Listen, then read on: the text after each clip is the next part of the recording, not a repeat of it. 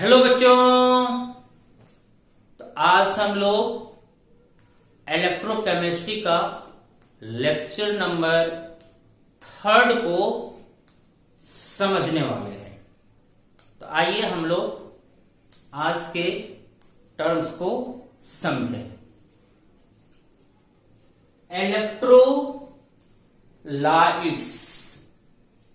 Electrolytes, the substances which decompose into their ions अर्थात cations and anions by passing electric current or dissolving water called electrolytes। वैसे substance जब उससे electricity pass करती है, गुजरती है, तो वह सब्सटेंस बच्चों कैटायंस और एनायंस में डिकम्पोज हो जाता है, टूट जाता है। तो ऐसे सब्सटेंस को कहेंगे बच्चों इलेक्ट्रोलाइट्स। आपने सब्सटेंस से क्या करा? इलेक्ट्रिसिटी को पास करा, करंट को पास करा, और वह सब्सटेंस पॉजिटिव आयंस और निगेटिव आयंस में डिकम्पोज हो गया। तो वह सब्सटेंस आपका कहलाएगा बच्चों इलेक्ट्रोलाइट्स। या फिर अगर हम किसी सब्सटेंस को क्या करें बच्चों, वाटर में डिसॉल्व कर दें, और वाटर में डिसॉल्व होने के बाद अगर वह सब्सटेंस कैटायंस और एनायंस में टूट जाता है, तो वह सब्सटेंस कहलाएगा बच्चों इलेक्ट्रोलाइट्स। या तो वाटर में डिसोसिएट कर जाए, या फिर इलेक्ट्रिसिटी जब उससे गुजरे तो उस कंडीशन में भी वह आयंस में अगर टूट जाए, तो वैसे सब्सटेंस को कहेंगे बच्चों इलेक्ट्रोलाइट्स। चलिए क्लियर हो गया। दो तरह के इलेक्ट्रोलाइट्स होती है, एक स्ट्रॉन्ग इलेक्ट्रोलाइट्स, दूसरा वीक इलेक्ट्रोलाइट्स। स्ट्रॉन्ग इलेक्ट्रोलाइट्स क्या हुआ बच्चों? जो इलेक्ट्रोलाइट्स पूरी तरह से आयोनाइज हो जाए, कंप्लीटली डिकम्पोज हो जाए आयंस में, अर्थात 100% अगर कोई इलेक्ट्रोलाइट्स अपने आयंस में टूट जाता है, तो वह कहलाएगा बच्चों स्ट्रॉन्ग इलेक्ट्रोलाइट्स। स्ट्रॉन्ग इलेक्ट्रोलाइट्स कहेंगे बच्चों आयोनाइज कंप्लीटली, अर्थात 100%। जो इलेक्ट्रोलाइट्स पूरी तरह से आयोनाइज हो जाए, कंप्लीट रूप से आयंस में टूट जाए, 100% आयोनाइज हो जाए, उसे कहेंगे बच्चों strong electrolytes. Weak electrolytes ionize only partially, अर्थात जो इलेक्ट्रोलाइट पूरी तरह से आयोनाइज ना हो पाए, जो आंशिक रूप से, पार्शियल मीन्स आंशिक, जो इलेक्ट्रोलाइट आंशिक रूप से आयंस में डिकम्पोज करता है, वह कहलाता है बच्चों weak electrolytes. Usually on the order of 1 to 10%। जो वीक इलेक्ट्रोलाइट्स होता है वह सामान्यतया 1 से लेकर 10% तक ही आयोनाइज कर पाता है। कितना आसान था। तो जो 100% आयोनाइज करेगा वह स्ट्रॉन्ग इलेक्ट्रोलाइट्स कहलाएगा। जो 1 to 10% सामान्यतः आयोनाइज करता है, तो वह बच्चों कहलाएगा वीक इलेक्ट्रोलाइट्स। अब इस बॉक्स को हम लोग देखें। स्ट्रॉन्ग इलेक्ट्रोलाइट्स का एग्जाम्पल हुआ बच्चों strong acids, strong bases and salts. ये सब आता है बच्चों स्ट्रॉन्ग इलेक्ट्रोलाइट्स में, अर्थात इन सबका 100% आयोनाइज होता है। स्ट्रॉन्ग एसिड्स में जैसे HCl, HNO3, HI, H2SO4, HClO4, ये सब हमारा हुआ बच्चों स्ट्रॉन्ग एसिड्स, ये स्ट्रॉन्ग इलेक्ट्रोलाइट्स का एग्जाम्पल हुआ। Strong bases like sodium hydroxide, potassium hydroxide, lithium hydroxide, ये सब हमारा हुआ बच्चों स्ट्रॉन्ग बेसिस, और ये कंप्लीट रूप से आयोनाइज करता है। Salts like sodium chloride, potassium chloride, magnesium chloride, ये भी 100% आयोनाइज करता है। तो strong acids, strong bases and salts, ये एग्जाम्पल हुआ स्ट्रॉन्ग इलेक्ट्रोलाइट्स का। वीक इलेक्ट्रोलाइट्स में आता है बच्चों वीक एसिड्स और weak bases.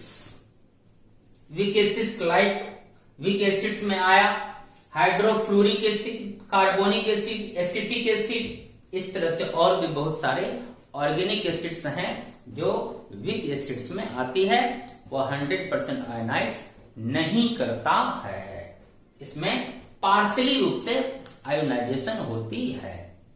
Week bases like ammonia, pyridine C5H5N, ammonium hydroxide, ये सब आता है बच्चों वीक बेसिस में।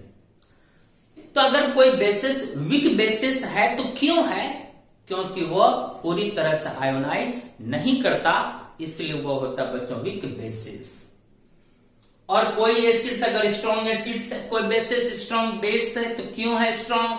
क्योंकि उसमें पूरी तरह से आयोनाइज करने की प्रवृत्ति होती है, इसलिए वो आता है बच्चों स्ट्रॉन्ग एसिड्स में या स्ट्रॉन्ग बेसिस में।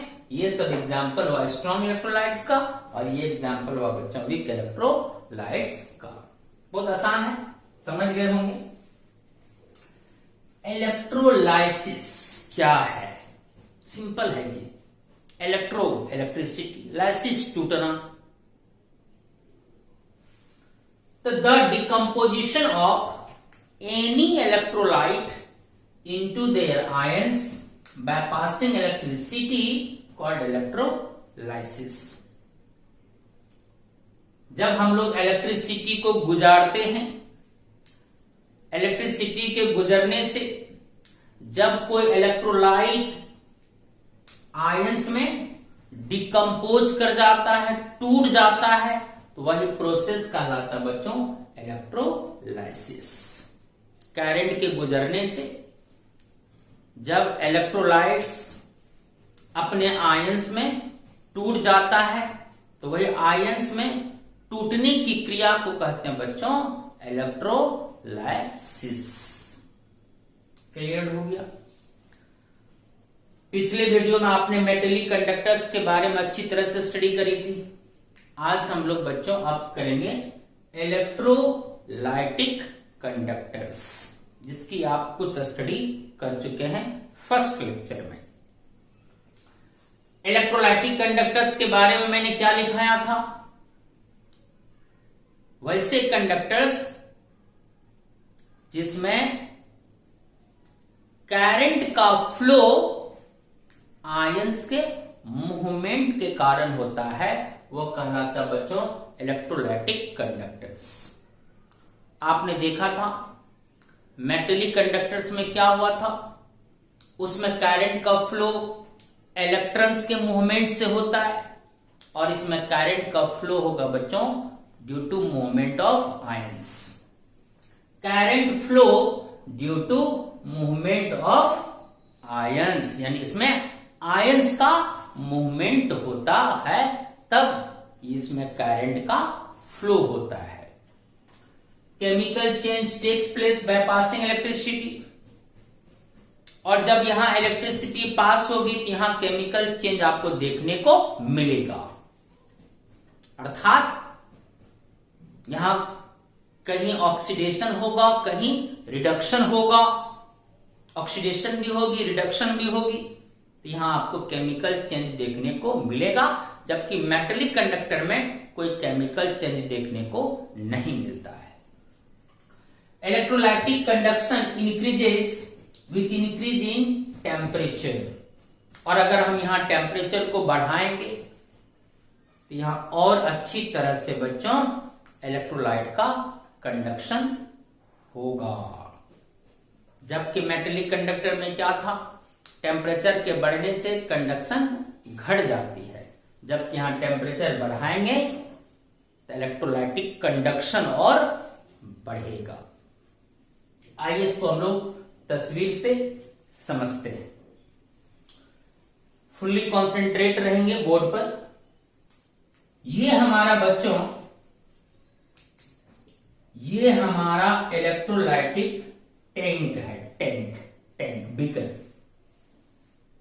और मैंने क्या करा, इसमें क्या डिसॉल्व कर दिया टैंक में, मॉल्टेन NaCl। मॉल्टेन मीन्स पिघली हुई, NaCl क्या हुआ, हमारा सॉल्ट हुआ। हमने सॉल्ट को हीट करके क्या करा, पिघला दिया, लिक्विड NaCl हो गया। तो इस टैंक में बच्चों क्या है, मॉल्टेन NaCl अर्थात NaCl का द्रव है इस टैंक में। लाजमी है जब NaCl मॉल्टेन फॉर्म में होगा तो Na और Cl डिसोसिएट करके बदल जाएगा बच्चों सोडियम आयन में और क्लोरीन आयन में, क्योंकि आप तो इसको हीटिंग करके मॉल्टेन में कन्वर्ट कर लिए, पिघला दिए, द्रव में बदल दिए। तो अब सोडियम क्लोराइड टूट चुका है बच्चों Na+ में और Cl- में, यानी इस टैंक में ढेर सारा Na+ आयन होगा और ढेर सारा Cl- आयन मौजूद है। कैटायन भी है और एनायन भी है। और हमने दो रड ले ली, दिस वन, ये रड हमारा हुआ बच्चों इलेक्ट्रोड। और इलेक्ट्रोड के रूप में हम प्लेटिनम इलेक्ट्रोड ले सकते हैं या फिर ग्रेफाइट इलेक्ट्रोड ले सकते हैं। ये दोनों कैसा होता है, इनर्ट इलेक्ट्रोड होता है अर्थात नॉन अटैकेबल। मैंने लिखाया भी था, नॉन अटैकेबल इलेक्ट्रोड का अर्थ हुआ बच्चों जो इलेक्ट्रोड पार्टिसिपेट नहीं करता है। यह मैंने इनर्ट इलेक्ट्रोड लिया और यह इलेक्ट्रोड रिएक्शन में पार्टिसिपेट नहीं करेगा, बस यह केवल कैरियर का काम करेगा। लेकिन इन दो में से कोई भी इलेक्ट्रोड यहां पर ना तो ऑक्सीडेशन में, ना तो वह ऑक्सीडेशन करेगा ना तो रिडक्शन, यानी रिएक्शन में वह सम्मिलित नहीं होगी। 2 इलेक्ट्रोड्स ले लिए और इसको किससे जोड़ दिए बच्चों, बैटरी से। देखो दोनों इलेक्ट्रोड को हमने क्या करा, यहां बैटरी से कनेक्ट कर दिया। ये बड़ा वाला डंडी बैटरी का पॉजिटिव पोल हुआ और छोटा वाला डंडी ये बैटरी का नेगेटिव पोल हुआ। ठीक, एकदम क्लियर है ये फिगर। आप पहले एक इलेक्ट्रोलाइटिक टैंक लिए और उसमें क्या यूज करें सर, मॉल्टेन NaCl, अर्थात अब इस द्रव में ढेर सारा सोडियम आयंस है और क्लोरीन आयंस है। उसके बाद इन टैंक में 2 इलेक्ट्रोड्स को यूज करें और उस इलेक्ट्रोड को किससे जोड़ दिए बच्चों, बैटरी से हमने कनेक्ट कर दी। यह इलेक्ट्रोड बैटरी के पॉजिटिव टर्मिनल से जुड़ा हुआ है। देखो यह इलेक्ट्रोड बैटरी के पॉजिटिव टर्मिनल से जुड़ा है और आपने पढ़ा है जो इलेक्ट्रोड बैटरी के पॉजिटिव टर्मिनल से जुड़ा होता है वह इलेक्ट्रोड कहलाता है बच्चों एनोड, और जो इलेक्ट्रोड बैटरी के नेगेटिव टर्मिनल से जुड़ा होता है वह हमारा कहलाता है बच्चों कैथोड। ये इलेक्ट्रोड काम करेगा एनोड का और ये काम करेगा कैथोड का। यहां तक समझ गए। अब सवाल है कि इसमें 2 तरह का आयंस है, पॉजिटिव आयंस और नेगेटिव आयंस। अब ये पॉजिटिव और नेगेटिव आयंस क्या करेगा बच्चों, मूव करेगा। किधर, तो इलेक्ट्रोड की ओर दौड़ेगा, इलेक्ट्रोड की ओर। हाँ ये बात सही है, पॉजिटिव आयंस नेगेटिव इलेक्ट्रोड की ओर मूव करेगा और नेगेटिव आयंस पॉजिटिव इलेक्ट्रोड की ओर मूव करेगा। प्लस का मूवमेंट माइनस की तरफ, माइनस का मोमेंट प्लस की तरफ होगा। तो आपका जो एनोड है बच्चों, ये बैटरी के पॉजिटिव टर्मिनल से कनेक्ट है। यस, इसका मतलब एनोड कहलाएगा हमारा पॉजिटिव इलेक्ट्रोड। और यह जो हमारा इलेक्ट्रोड है बच्चों, ये बैटरी के निगेटिव टर्मिनल से कनेक्ट है, तो ये निगेटिव इलेक्ट्रोड हो। तो कैथोड हमारा कहलाएगा बच्चों निगेटिव इलेक्ट्रोड। एनोड हुआ पॉजिटिव इलेक्ट्रोड और कैथोड हुआ नेगेटिव इलेक्ट्रोड। अब क्या होगा, क्लोरीन आयन मूव करेगा। Chlorine means negative ions, negative ions move करेगा किधर, तो सर पॉजिटिव इलेक्ट्रोड की ओर, अर्थात एनोड की ओर। तो क्लोरीन आयन देखो बच्चों मूव करके जा रहा है किधर, एनोड की ओर, अर्थात पॉजिटिव इलेक्ट्रोड की ओर। और जो पॉजिटिव आयंस है वो किधर मूव करेगा बच्चों, तो पॉजिटिव आयंस मूव करेगा किधर, निगेटिव इलेक्ट्रोड की ओर, अर्थात कैथोड की ओर। देखो सोडियम आयन मूव कर रहा है किधर बच्चों, कैथोड की ओर। क्यों मूव कर रहा है, आयंस क्यों मूव करके जा रहा है इलेक्ट्रोड की ओर, कोई तो रीजन होगा।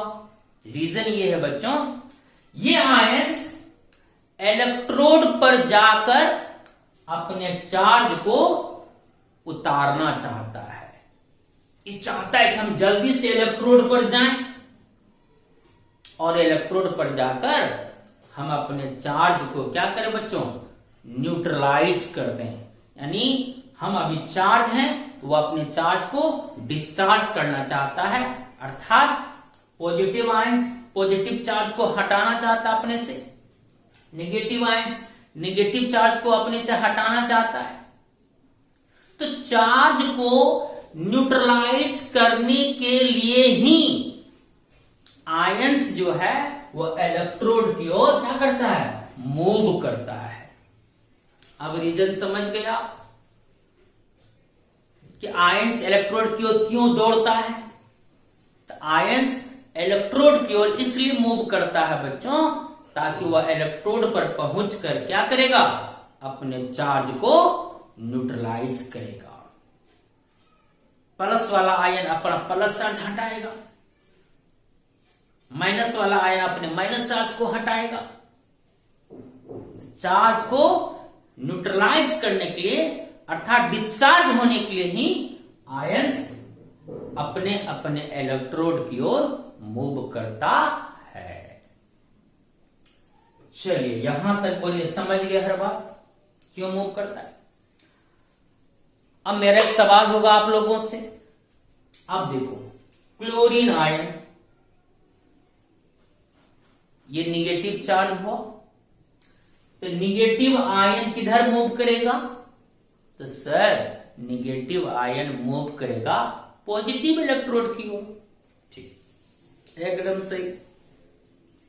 और पॉजिटिव इलेक्ट्रोड कौन है, तो सर जो बैटरी के पॉजिटिव टर्मिनल से जुड़ा है, कौन, तो एनोड। इसका मतलब सर क्लोरीन आयन मूव करके जाएगा सर कहां पे, एनोड पर। ठीक, एनोड पर जाएगा और एनोड पर जाकर क्या करेगा क्लोरीन आयन, तो सर वो अपना नेगेटिव चार्ज को हटाएगा। सोचो, इसमें रटने वाली कोई बात नहीं है। क्लोरीन आयन एनोड पर जाकर अपना नेगेटिव चार्ज को हटाएगा, लेकिन वो नेगेटिव चार्ज कैसे हटेगा, तो सर नेगेटिव तभी हटेगा सर जब उसमें पॉजिटिव जुड़ेगा। सोचो नेगेटिव कैसे हटेगा, जब उसमें प्लस ऐड होगा। तो क्लोरीन आयन अपना माइनस चार्ज हटाने के लिए प्लस चार्ज लाएगा, तब माइनस और प्लस कैंसिल हो जाएगा। तो सोचो क्लोरीन आयन एनोड पर जाकर क्या करेगा कि उसका माइनस चार्ज कैंसिल हो जाएगा। तो सर क्लोरीन आयन एनोड पर जाएगा और वहां जाकर सर वो इलेक्ट्रॉन को लॉस करेगा।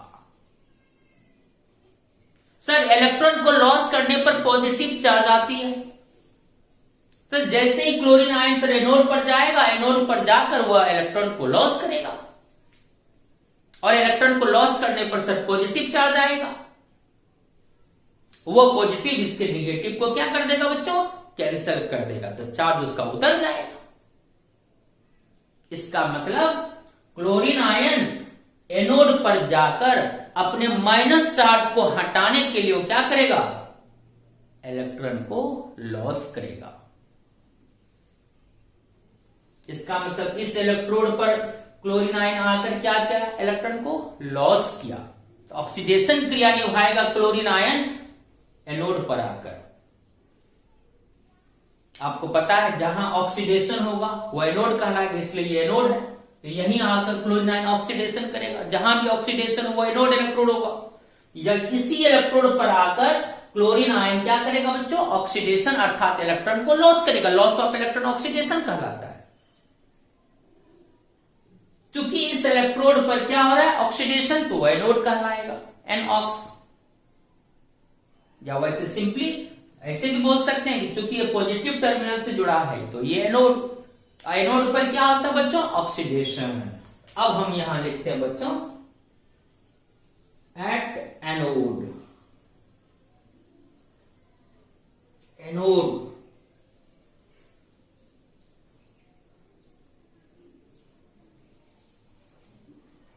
एनोड पर क्या होगा, कौन सी क्रिया होती है एनोड पर, ऑक्सीडेशन या रिडक्शन। तो सर फकड़ा बोलते हैं sir, red cat an ox, an ox. तो sir an means anode, ox means oxidation. तो सर हम जानते हैं सर कि एनोड पर ऑक्सीडेशन होती है। बिल्कुल सही जवाब।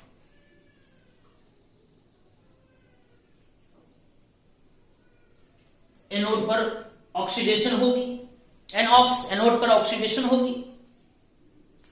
और एनोड की ओर कौन आयन मूव किया, क्लोरीन आयन। क्यों, तो सर क्योंकि एनोड पॉजिटिव इलेक्ट्रोड होता है सर, तो निगेटिव आयन मूव करेगा किधर, पॉजिटिव इलेक्ट्रोड की ओर अर्थात एनोड की ओर। एनोड पर पहुंचा क्लोरीन आयन, देखो ये पहुंच गया, देखो देखो क्लोरीन आयन पहुंच गया कहां पर, एनोड पर। अब ये छटपटाहट है, जल्दी से अपना माइनस चार्ज हटाएं। तो कैसे हटेगा, तो जब एक माइनस में एक प्लस जुड़ेगा। एक प्लस कैसे आएगा, तो सर अपना ये एक इलेक्ट्रॉन को लॉस करेगा। बिल्कुल करेक्ट जवाब। अब ये क्लोरीन आयन क्या करेगा बच्चों, अपना एक इलेक्ट्रॉन को लॉस करेगा, माइनस इलेक्ट्रॉन। जैसे ही क्लोरीन आयन एक इलेक्ट्रॉन को क्या करा, लॉस, एक इलेक्ट्रॉन के लॉस होने से क्या आएगा बच्चों, एक प्लस चार्ज आएगा। अब वह एक प्लस और एक माइनस ऐड होगा तो इसका माइनस चार्ज खत्म हो जाएगा। अब ये बदल गया बच्चों किसमें, क्लोरीन में। बोलो क्लियर है। तो क्लोरीन आयन एनोड पर पहुंचा और एनोड पर पहुंचकर इलेक्ट्रॉन को क्या किया, लॉस किया। लॉस करके ये क्या हो गया, न्यूट्रलाइज हो गया। अर्थात एनोड पर जाकर ये क्या किया, ऑक्सीडेशन क्रिया निभाया। क्योंकि यहां क्लोरीन आयन क्या करा, इलेक्ट्रॉन को लॉस किया। लॉस ऑफ इलेक्ट्रॉन क्या कहलाता, ऑक्सीडेशन। यानी क्लोरीन आयन एनोड पर पहुंचकर ऑक्सीडेशन क्रिया के द्वारा अपने चार्ज को क्या किया, न्यूट्रलाइज कर लिया। इस तरह से ढेर सारा क्लोरीन आयन एनोड पर जाएगा, सभी अपना अपना इलेक्ट्रॉन को लॉस करेगा और क्लोरीन आयन न्यूट्रलाइज होकर निर्माण करता जाएगा बच्चों किसका, Cl का। ढेर सारा Cl बनेगा, लेकिन Cl तो अनस्टेबल होती है, तो ढेर सारा जो Cl बनेगा बच्चों, वही Cl आपस में जुड़ेगा और जुड़कर निर्माण करता जाएगा बच्चों किसका, Cl2 का। ये स्टेबल फॉर्म हुआ, गैस बन गया। बोलो ये बात समझे। तो क्लोरीन आयन पहुंचेगा एनोड पर, एनोड पर पहुंचकर अपना माइनस चार्ज को हटाएगा, तो उसके लिए वो इलेक्ट्रॉन को लॉस करेगा अर्थात ऑक्सीडेशन क्रिया निभाएगा और ऑक्सीडाइज कर करके Cl में कन्वर्ट होगा। जब इस तरह से ढेर सारा Cl बनेगा तब Cl और Cl आपस में जुड़ेगा और जुड़कर स्टेबल Cl2 मॉलिक्यूल का निर्माण करेगा गैस के रूप में। तो एनोड पर इवॉल्व्ड होगा क्या बच्चों, गैस। गैस इवॉल्व होगा। देखो एनोड की बात हो गई। अब आते हैं positive ion. Sodium positive ion, वो किधर दौड़ा? तो sir positive ion negative electrode की ओर दौड़ा। तो निगेटिव इलेक्ट्रोड कौन है? कैथोड। क्यों? क्योंकि वह बैटरी के निगेटिव टर्मिनल से कनेक्ट है, तो वह निगेटिव इलेक्ट्रोड हुआ, कैथोड। अब सोडियम आयन मूव करके पहुंचा कहां? कैथोड पर। चलो कैथोड पर पहुंचा, at cathode.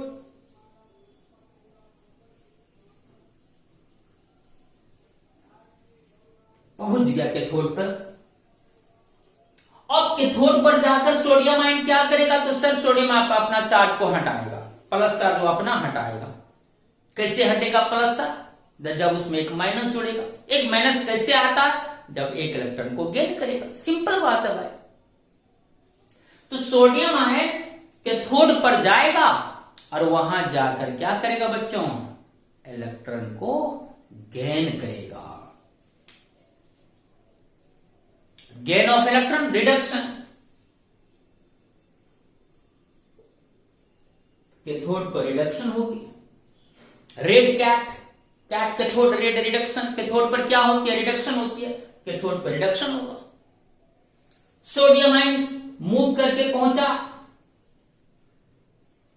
Sodium ion move करके पहुंचा निगेटिव इलेक्ट्रोड पर, कैथोड पर गया और कैथोड पर जाकर क्या करेगा? अपना प्लस चार्ज को न्यूट्रलाइज करेगा। उसके लिए क्या करेगा? तो सर प्लस चार्ज हटाने के लिए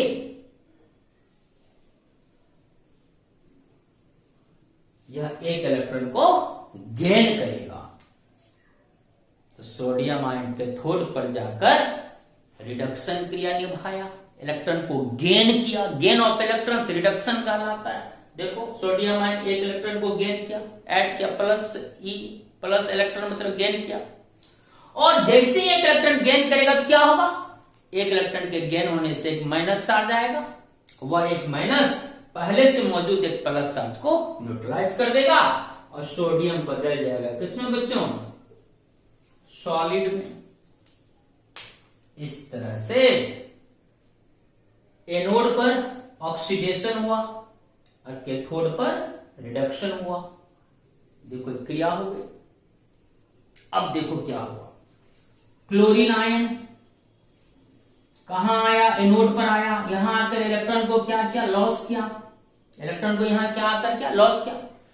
क्लोरीन आयन जो बच्चों एनोड पर इलेक्ट्रॉन को लॉस करता है, वही इलेक्ट्रॉन यहां से बाहर निकलता है।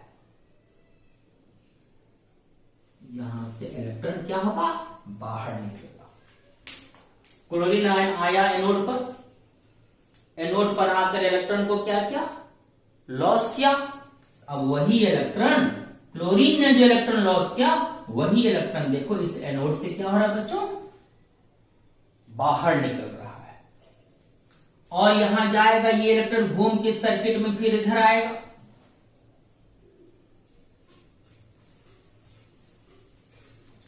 तो क्लोरीन ने जो इलेक्ट्रॉन लॉस किया था, वही इलेक्ट्रॉन अब इस सर्किट में क्या कर रहा है?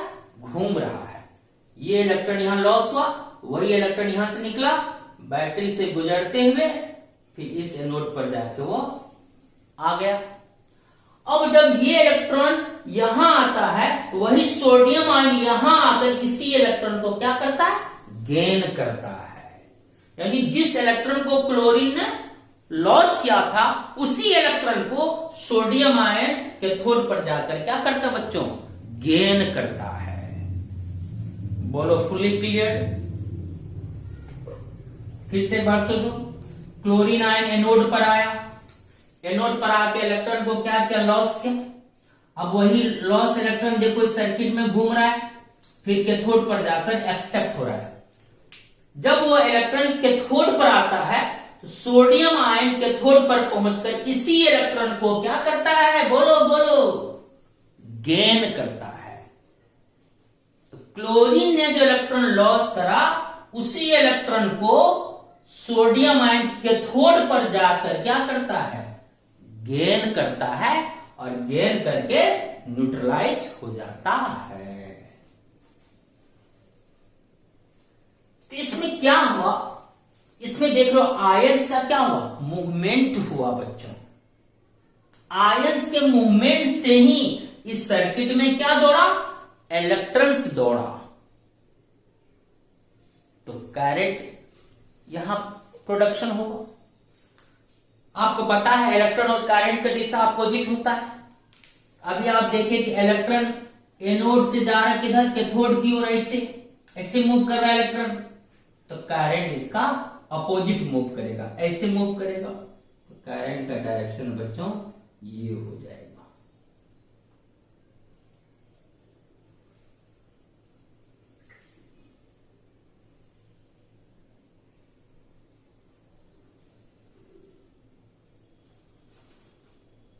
एक मिनट रुक जाओ।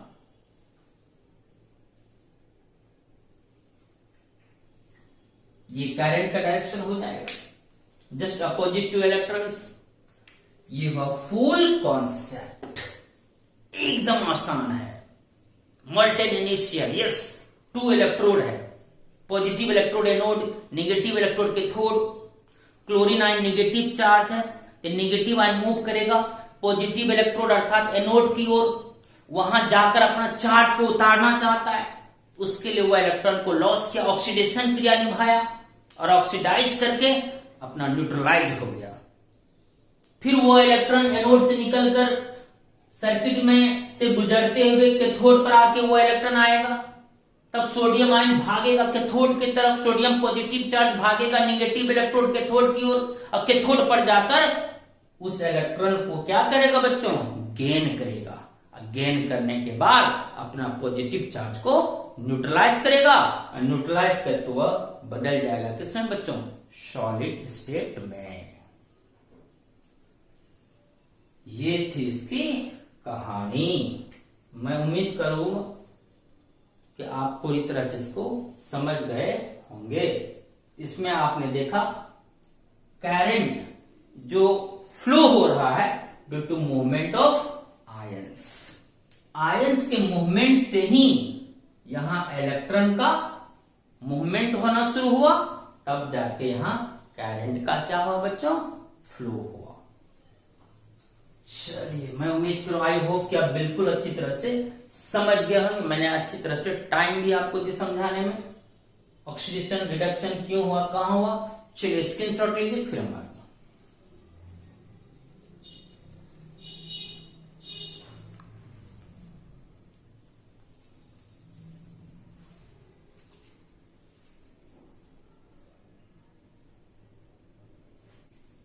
अब हम लोग आते हैं बच्चों नेक्स्ट एग्जाम्पल पर, वेरी वेरी इंपॉर्टेंट है।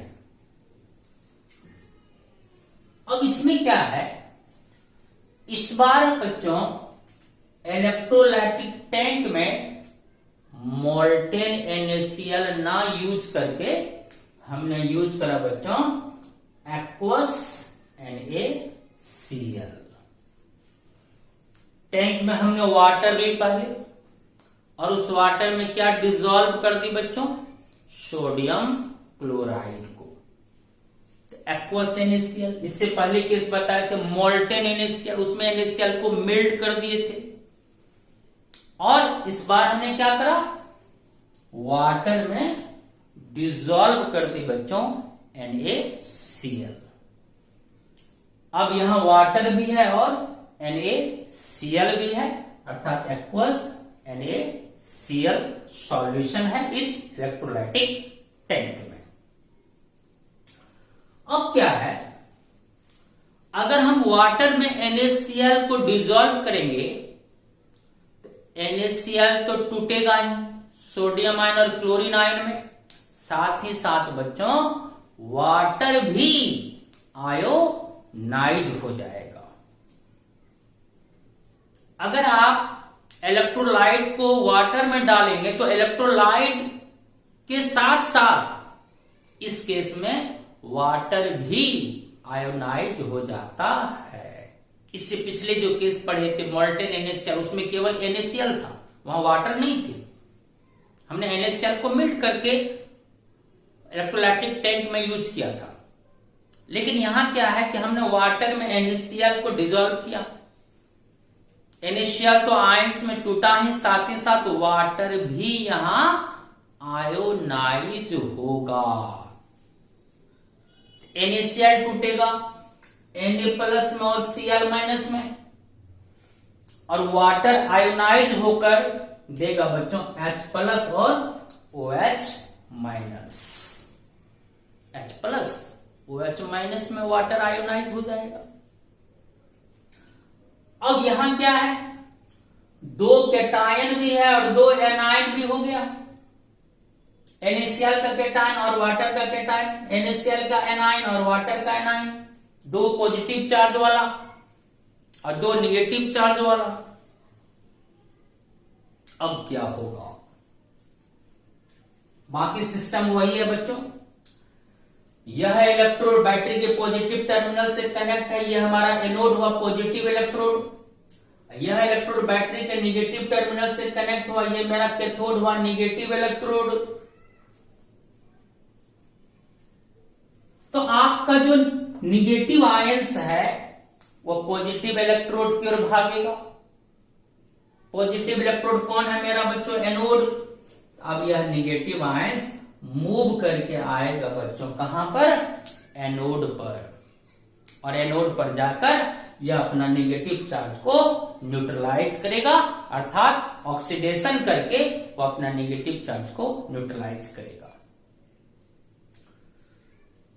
अब सवाल है कि क्लोरीन और हाइड्रोक्साइड आयन दो दो को निगेटिव आयन है, तो एनोड पर जाकर कौन इलेक्ट्रॉन को लूज करके अपना निगेटिव चार्ज न्यूट्रलाइज करेगा, कौन इलेक्ट्रॉन लूज करेगा, दोनों नहीं करेगा तो दो में से कोई एक, चाहे तो क्लोरीन आयन इलेक्ट्रॉन को लॉस करेगा एनोड पर, या तो हाइड्रोक्साइड आयन इलेक्ट्रॉन को लॉस करेगा एनोड पर, दो में से कोई एक, लेकिन कौन करेगा ये सवाल है यहां।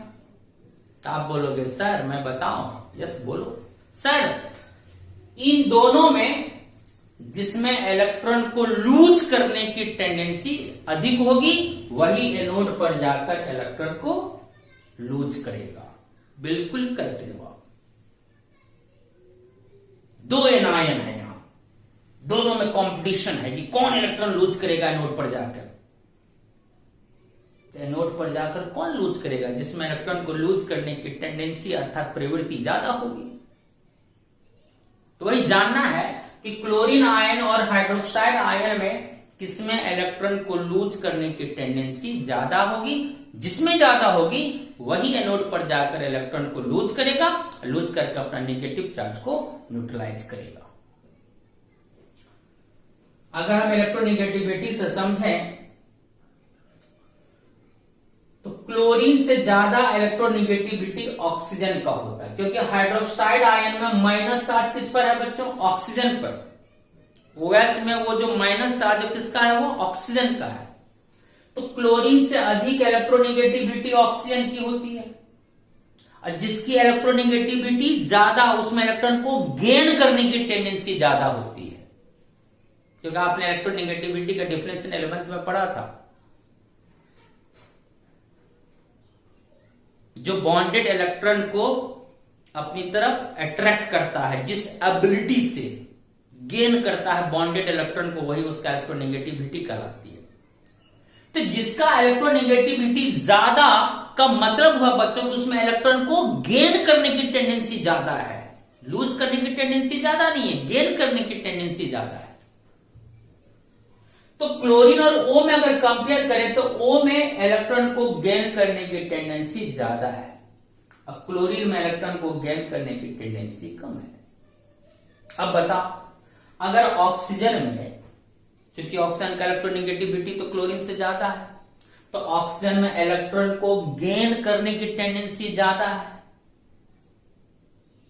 लेकिन लूज करने की टेंडेंसी कम होगी। और क्लोरीन में क्या होगा, इलेक्ट्रॉन को लूज करने की टेंडेंसी ज्यादा होगी। इसमें गेन करने की टेंडेंसी ज्यादा, तो इसमें लूज करने की टेंडेंसी ज्यादा होगी। इसका मतलब समझ गए हम कि क्लोरीन और ऑक्सीजन में इलेक्ट्रॉन को लूज करने की ज्यादा टेंडेंसी है बच्चों, किसमें? क्लोरीन में। क्योंकि हम ये बात समझ चुके हैं कि ऑक्सीजन का निगेटिविटी ज्यादा होने के कारण इसमें गेन करने की टेंडेंसी ज्यादा है।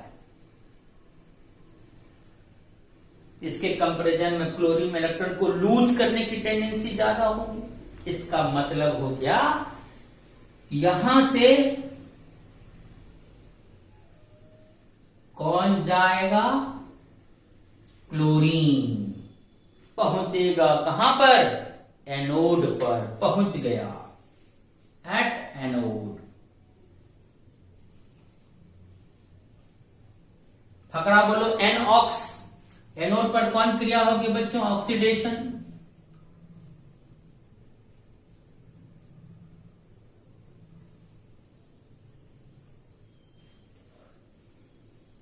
तो क्लोरीन आयन पहुंच चुका कहां पर बच्चों?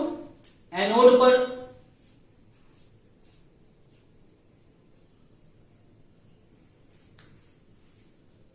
पॉजिटिव इलेक्ट्रोड पर अर्थात एनोड पर क्लोरीन आयन पहुंच गया इलेक्ट्रॉन को लूज करने के लिए। अब पहुंच कर ये अपना माइनस चार्ज को क्या करेगा? हटाएगा। तो माइनस चार्ज कैसे हटेगा? जब ये इलेक्ट्रॉन को लूज करेगा, क्योंकि लूज करने से पॉजिटिव चार्ज आती है। जो पॉजिटिव चार्ज आएगा वो इस निगेटिव को कैंसिल कर देगा, तो बदल जाएगा किसमें बच्चों? Cl में। इस तरह से बहुत सारा Cl बनेगा और तब Cl और Cl जोड़कर निर्माण कर लेगा स्टेबल मॉलिक्यूल Cl2 गैस का। इसका मतलब एनोड पर इवॉल्व होगा कौन सा गैस? Chlorine gas. चलिए, निगेटिव आयन की बात हो गई। अब कंपटीशन होगा सोडियम आयन और हाइड्रोजन आयन में। दो दो को पॉजिटिव आयन है। पॉजिटिव आयन मूव करेगा निगेटिव इलेक्ट्रोड की ओर। निगेटिव इलेक्ट्रोड किसे कहते हैं? कैथोड। अब कैथोड पर जाएगा। कौन जाएगा? कौन कैथोड पर जाएगा और जाकर इलेक्ट्रॉन को गेन करेगा? तो आप बोलेंगे सर, सोडियम और हाइड्रोजन में जिसमें इलेक्ट्रॉन गेन करने की टेंडेंसी ज्यादा होगी वही कैथोड पर पहुंचकर इलेक्ट्रॉन को गेन करेगा। तो सोडियम और हाइड्रोजन में किसमें इलेक्ट्रॉन को गेन करने की टेंडेंसी ज्यादा है? जैसे इसमें क्लोरीन में लूज करने की टेंडेंसी ज्यादा थी, तो क्लोरीन पहुंचा एनोड पर, वहां इलेक्ट्रॉन को लूज किया, स्टेबल मॉलिक्यूल का निर्माण कर लिया क्लोरीन गैस का। उसी तरह बच्चों इन दो पॉजिटिव आयंस में कैथोड पर जाकर वही इलेक्ट्रॉन को गेन करेगा जिसमें इलेक्ट्रॉन को गेन करने की टेंडेंसी ज्यादा होगी। और इलेक्ट्रॉन को गेन करने की टेंडेंसी किसमें ज्यादा होगी? तो जिसका इलेक्ट्रोनेगेटिविटी ज्यादा होगा। क्योंकि जिसका इलेक्ट्रोनेगेटिविटी ज्यादा उसमें इलेक्ट्रॉन को गेन करने की टेंडेंसी ज्यादा। तो आपने पीरियोडिक टेबल पढ़ा था, hydrogen, lithium, sodium first group का ही एलिमेंट है, हाइड्रोजन भी और सोडियम भी। और ऊपर से नीचे आने पर इलेक्ट्रोनेगेटिविटी घटता है। तो जो ऊपर होगा ग्रुप में उसका नेगेटिविटी ज्यादा।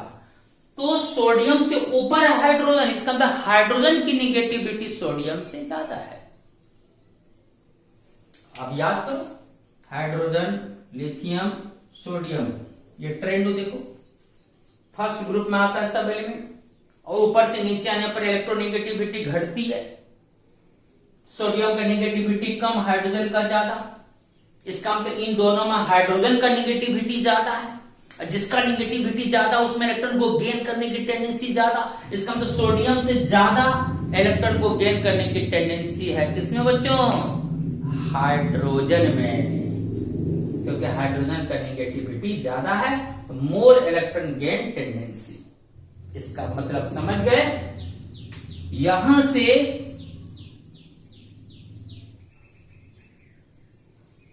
इलेक्ट्रॉन को गेन करने के लिए कैथोड पर जाएगा कौन? Hydrogen ion. बोलो क्लियर हुआ? हाइड्रोजन आयन पहुंचा कहां पर? कैथोड पर। फकड़ा बोलो, रेड कैट, कैथोड पर रिडक्शन होगा।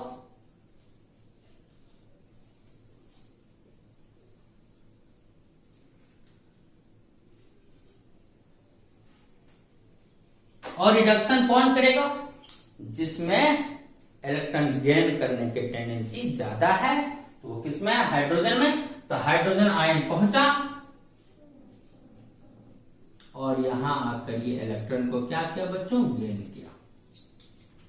जैसे ही एक इलेक्ट्रॉन कैथोड पर जाकर गेन करेगा, गेन करने से कौन चार्ज आएगा? निगेटिव चार्ज, और वह निगेटिव पहले से मौजूद इस पॉजिटिव चार्ज को कैंसिल कर देगा, बदल जाएगा किसमें बच्चों? H में। H ये चूंकि अनस्टेबल होती है, इस तरह से बहुत सारा H फॉर्म होगा, तब H और H आपस में जुड़ेगा, जिनका निर्माण करेगा बच्चों H2 गैस का। इस तरह से एनोड पर इवॉल्व होगा क्लोरीन गैस और कैथोड पर इवॉल्व होगा बच्चों हाइड्रोजन गैस। क्लियर हो गया? कोई परेशानी नहीं है। हमने दो कंडीशन बताया इलेक्ट्रोलाइटिक कंडक्टर का, मोल्टेन NaCl का और एक्वस NaCl का। इसमें क्या हुआ? NaCl के साथ साथ वाटर भी आयनाइज किया, तो दो पॉजिटिव आयन दो negative ion, negative ion positive electrode की ओर मूव किया एनोड पर, वहां जाकर इलेक्ट्रॉन को लूज करेगा। लेकिन कौन करेगा? जिसमें इलेक्ट्रॉन को लूज करने की टेंडेंसी ज्यादा होगी, तो किसमें होगी? तो जिसका निगेटिविटी कम होगा उसमें लूज करने की टेंडेंसी ज्यादा होगी।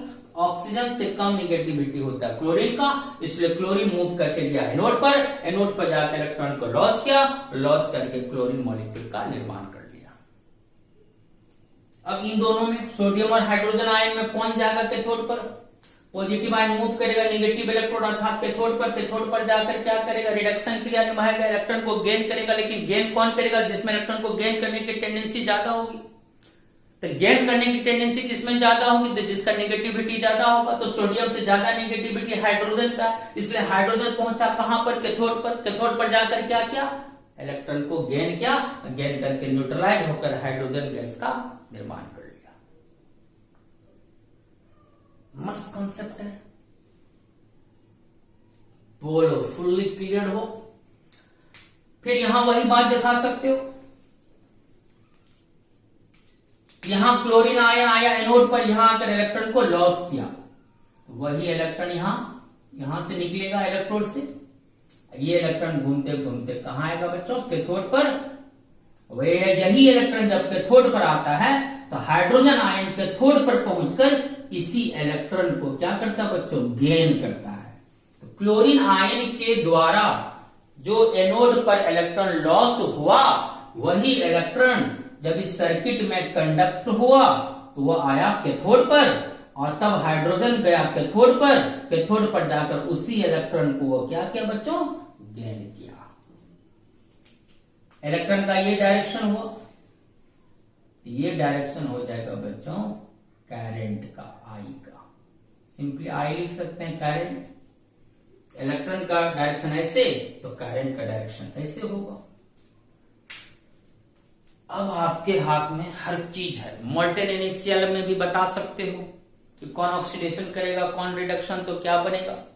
अगर एक्वस NaCl है तो भी अब आप बता सकते हैं कि एनोड पर क्या इवॉल्व होगा और कैथोड पर कौन सा गैस इवॉल्व होगा।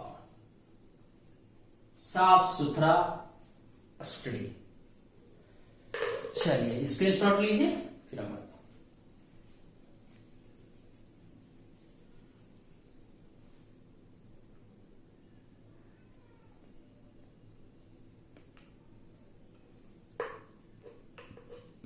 चलिए इस तरह से सारी बातें क्लियर होगी। अब हम लोग फिर मिलते हैं बच्चों नेक्स्ट वीडियो में। तब तक के लिए बच्चों टेक केयर एंड बाय।